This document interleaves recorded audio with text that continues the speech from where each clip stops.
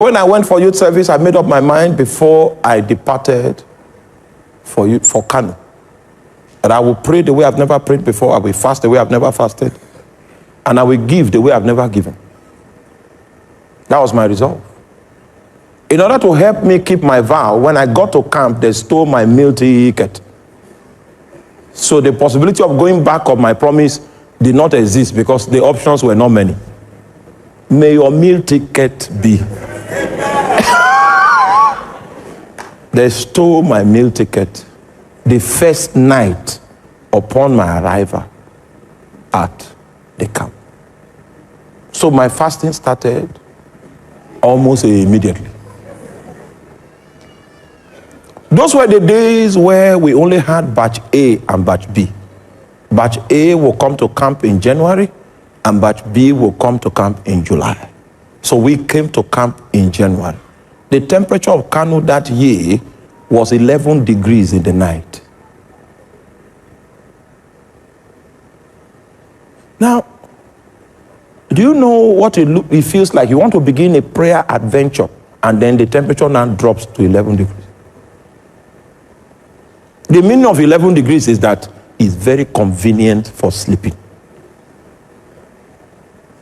If you don't have something that is more than a New Year resolution, the circumstances will make you not to be able to fulfill your vow.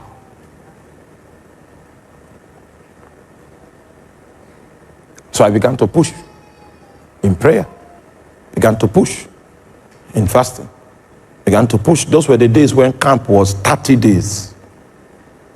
And after 30 days, we were released. I got to the place where my accommodation was, and I continued in my prayer and fasting. The place was conducive. I found a hill. That is where I used to climb for my prayer.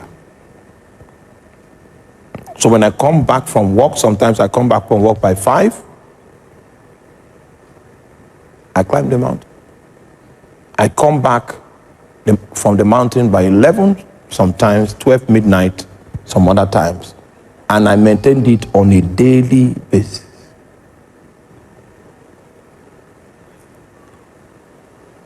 So I was praying for January, prayed February, prayed March, prayed April, prayed May, prayed June. In June, God now told me, it was very clear. He said, I can see you are praying. So I got angry. I said, I've been praying since January. What was the meaning of that thing you came to? You know why? I was not trained. The reason why God spoke to me and told me those words that we may consider not to be important is because he had already scheduled the day of the appointment. And the way I was going, Satan was beginning to weary my heart because God seemed not to be responding.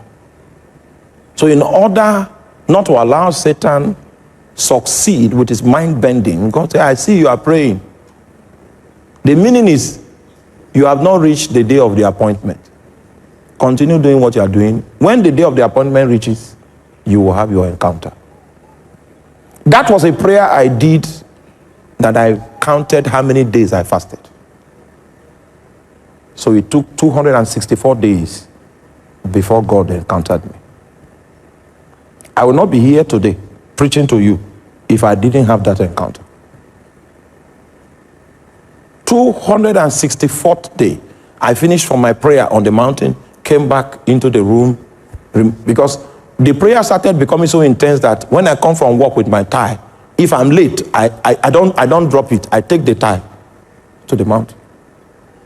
So I came back from the mountain with my tie on, entered into the room to remove my tie. It was 12 midnight. Right?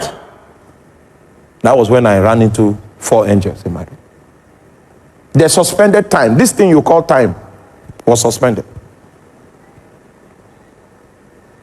I was going into the past and into the future. They were taking me into the past and into the future, into the past and into the future. They left me by 3 a.m. in the morning. What I'm telling you is on the 20th of October, 2001. 20th of October, 2001. 21st of October, 2001. I came again, dropped my things, began to pray in tongues in the room. This time now, to go to the mountain, I've not gone. I came to the room, changed, to go to the mountain, then they stopped me. I was in that room until 3 a.m. in the morning, from 6 p.m. in the evening. It was in that second encounter that I knew that the place of my primary assignment was the city of Makurdi. Are you there? A lifetime thing is not eat and run. If you are not ready to begin, no problem. Go become a nominal Christian.